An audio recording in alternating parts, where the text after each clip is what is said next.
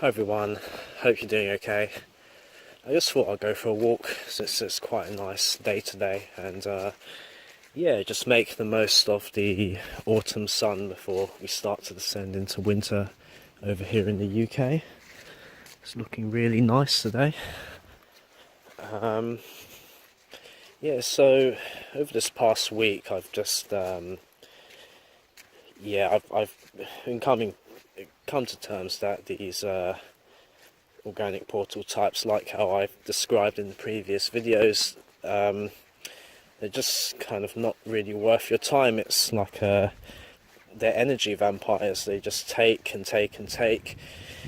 They're closed off, and it led me to taking a look back at my previous studies into Wetiko.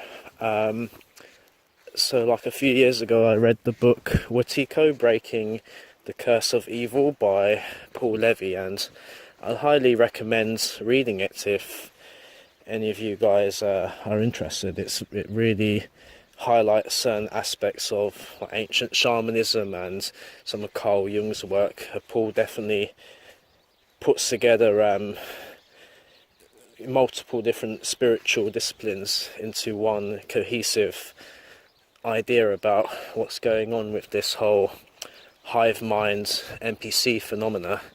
It's very interesting. But one thing I've noticed is that it seems to me that this Wetiko seems to operate through the subconscious of people, so it implants itself into their minds, and and for those guys, because they're so arrogant in thinking that their egos are the master and that the subconscious is just this residual effect from the animal kingdom, they don't understand that their ego is but one aspect, an expression of the subconscious. The subconscious precedes the ego, and so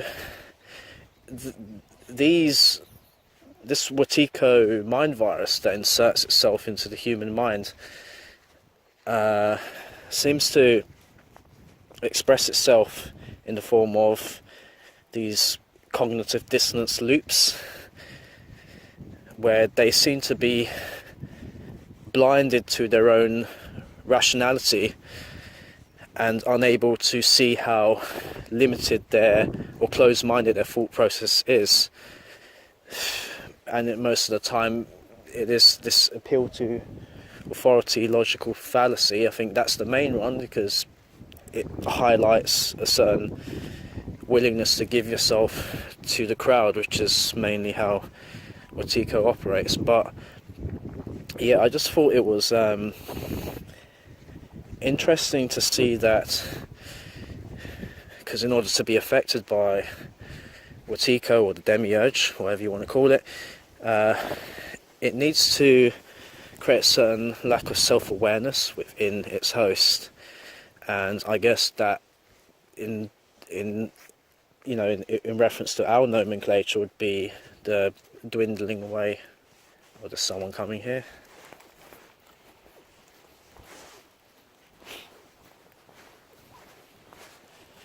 Hi, you alright?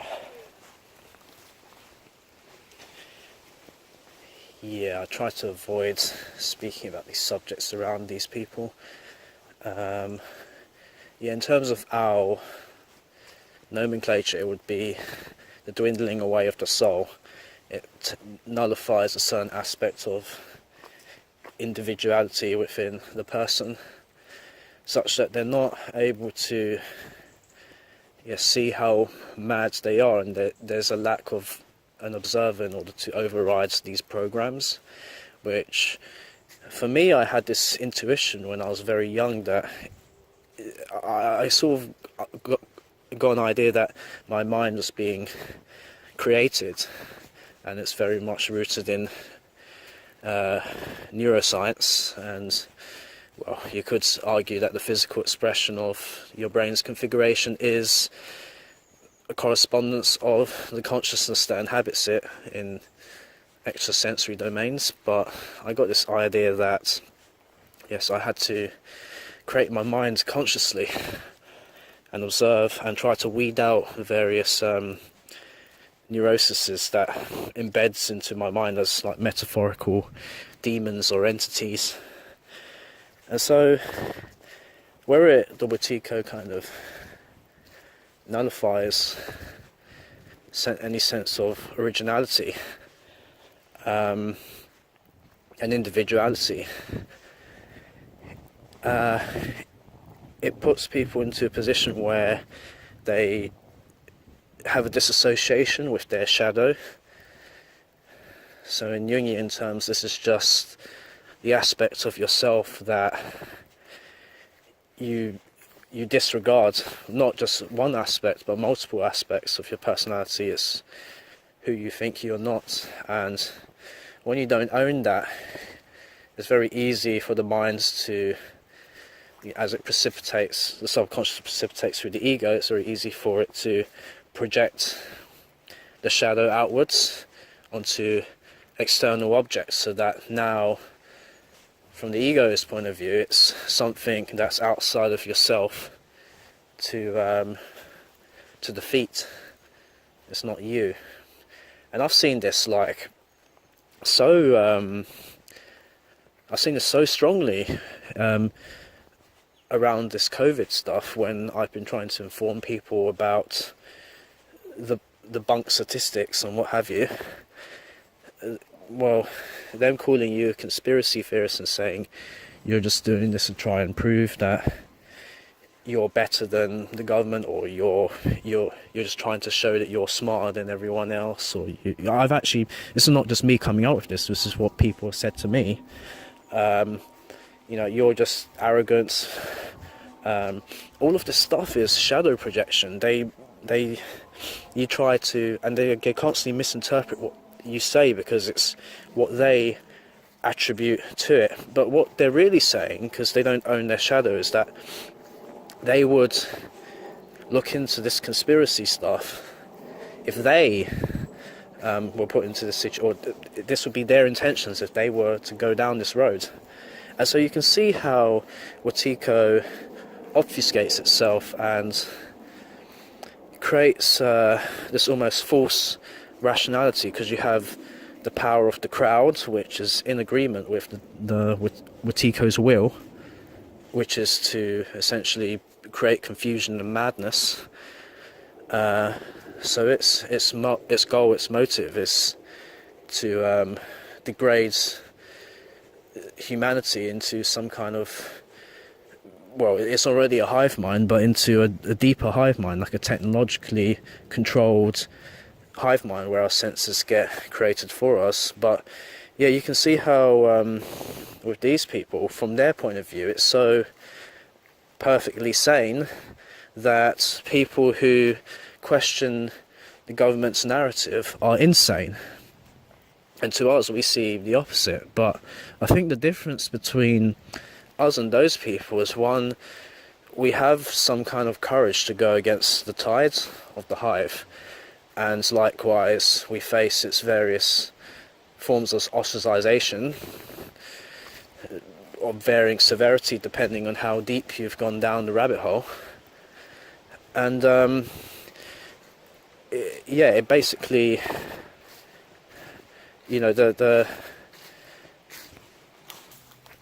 sorry, I lost my train of thought again. There's something, I really feel like whenever this happens, it's something's trying to interfere with my just my flow. But so like there's the ostracization aspects of it, and that definitely goes against the program of this place, because the human organism is designed to, well, the psychological defense mechanisms does everything it can to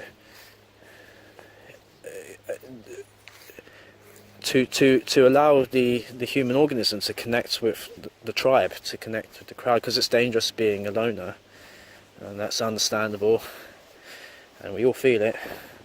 But I think the second aspect that differentiates us from them is that we're looking into this stuff, where there's an honesty and there's the willingness to not be so And here's where the gaslighting comes in, you know, not be so confident in our egos and our minds, but to realise that there's deeper layers at work here, and we're just trying to make the unconscious conscious. And, you know, because we're humble to that and we're not so bold in our claims, people take advantage of that and will just gaslight you to hell, acting because it's the Wetiko self-defense mechanism, like white blood cells in our immune system. Wetiko, the mind virus, has its own immune system to swat away any threats comes to it. And there's so Paul was saying that the power that Wetiko has comes through its operation in the shadow. It comes through its capacity to remain, for its victims to remain unconscious of its presence, and for it to entrance them, to trick them into thinking that their thoughts, their opinions, their sanity is their own, and is of their own creation, is of their own informed opinions and ideas based on a vast range of philosophies, what have you. So the way we defeat it would be to shed the light on the darkness. Then it shrivels away into dust, kind of like a vampire. And, you know, maybe this whole thing about vampires, that's an allegory as well, you know, like it's this entity that drains our energy, drains our life essence, our blood. When you shine the light on it, it withers to nothingness. When you shine the light of consciousness onto the demiurge or Wetiko, it has no power over you. And see, also part of the process that separates us from them is that I'm not saying that I'm free from Wetiko. I don't think that that's ever possible. Just being incarnate as this human avatar in this density of frequencies that our souls seem to resonate at for whatever reason, unknown to the human mind at this point in time. Perhaps we'll figure out when we die, or not even figure out, but just remember. But, you know, like I realised that I know, I don't even ponder, I know that I have demons in my head. I'm very aware of them, and it's I think that's the first step, just becoming aware of your demons. But it takes an immensity of willpower to be able to overcome them. And I think that this is what has given me personally leverage in my life, because I understood this when I was very young. Maybe my soul has been here for a while, and, you know, I could see what the game was all about, all of these titles, all of this materialism. I could see that it was all bull, man. I could see that it doesn't really lead to happiness. Everyone seemed to not get that, but maybe they didn't have past life experiences. I don't know. I just always had this deep knowing that the contracts that are given to us in this place are reward materialism, but you have to give up a piece of your soul because of it. So like, I was lucky to, before I could put this into words like I'm doing now, to have an inner knowing about these occult subjects. And when you do that,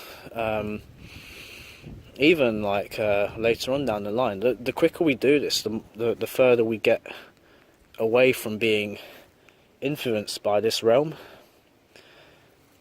And I've, you know, someone 40 years down the line has got a house, mortgage, kids, car, what have you.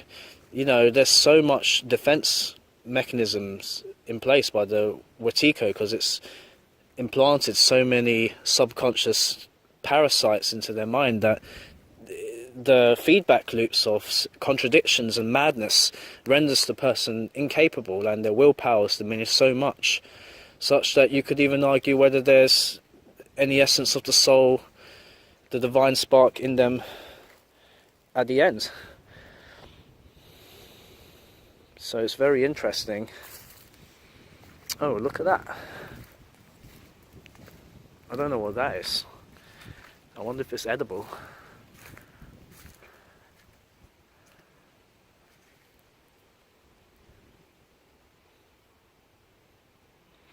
That's what I mean, man. There's so much going on, even in this place. I could sit here for hours. It's like so much, you know, just even in a small square meter, there's so much going on. Insects moving around, like birds, leaves rustling in the wind, various mushrooms you can find all over the place. You know, like it's entertaining. So I don't need all of this stuff that they want to sell to me. It's just every advertisement's just a complete failure when they put it onto me. But that was one thing I noticed as well, like why people seem to not really be aware of their surroundings. It's like they'll just say, oh, you're just looking at, well, they don't even think of this as anything worth looking at. They walk past it, they might, you know, as they walk through it, and they don't take in everything that's going on, but for some reason they want their minds to be filled at something. That's why they're always checking out Facebook or Instagram or just anything. Like I've seen people like public transport just flicking through photos, and you know, like, because they just can't be in the present moment, you know, and it doesn't do great justice to me wanting to say that, you know, like there's something there that can just observe. Like they always seek stimulation to feel some kind of emptiness, and look at that, look at how beautiful that is. See, nature is the TV. Oh, wow.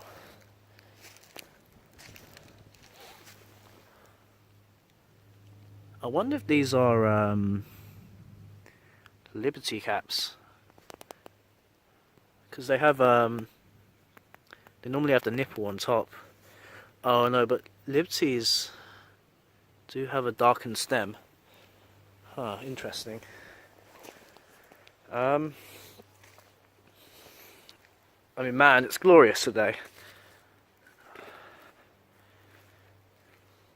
So yeah, just coming outside, like, I find neutralizes me, and I haven't been doing it for quite a while, but I'm getting ready for my year-long break, and just need to get away from the madness of that concrete monstrosity. I hope everyone else can find some kind of peace through this madness, because you guys don't deserve what's being put onto you. I don't think the playing field is even here. I think what's being done to us is incredibly unfair. We already know what's up with this place. We know what to do, but they have no right to come up to us and stick a needle in our arm. But maybe that's a violation of the contracts that this Wetiko makes to exist in this place, because our higher selves, or some people might call it fragments of the source, no, to some degree, some aspect of ourselves might be creating this place, and we're just wanting to experience it. I think that perhaps when we drop out, it would all make sense and it would all be okay. That's the impression that I got when I did DMT once and met what my shaman said was Mother Earth, and she just held me in her arms, but I had this feeling she held everyone else in her arms too, and she just said everything's okay, and she said it would all make sense in the end, which was yeah, you know, in that state of mind, it all made sense. But obviously coming back into the human mind in its base state of consciousness, it becomes slightly confusing in its interpretation. So yeah, like maybe one other idea I've had recently is that this place is perhaps... Oh my god, look at this. That is so beautiful. That is... I don't even know what to say about that. Bloody hell, there's so much of it. It must be an entire cluster. It's beautiful, man.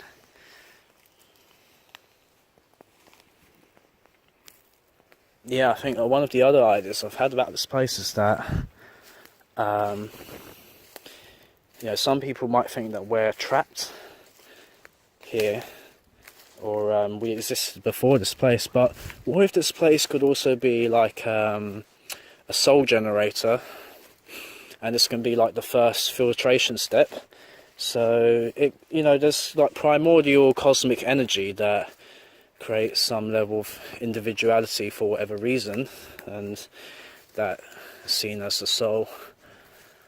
But there has to be a filtration process, and those clusters of energy which isn't able to assert individuality eventually neuters itself out and dissolves back into the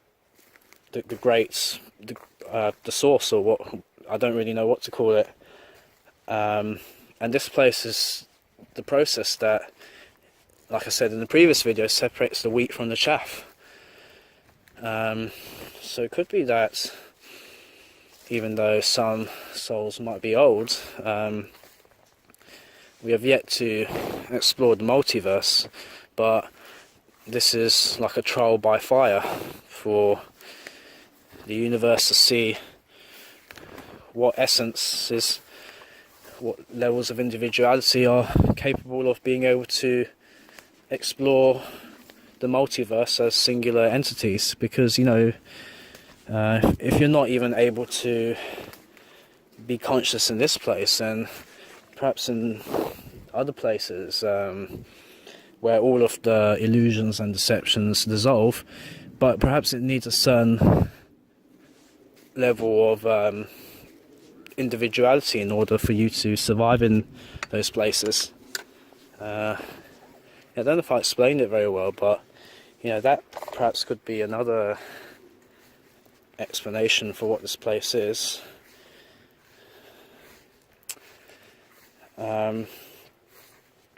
Yeah, I'm feeling a bit better today. I hope you people are too. I'm going to create an email if anyone wants to get in contact with me, and we can have a phone call or something. I've seen some people express interest in that in recent times. But yeah, like I always say, like, take care everyone. Just look after yourselves, guys. Yeah, take care everyone. Goodbye. Look how cool this tree is.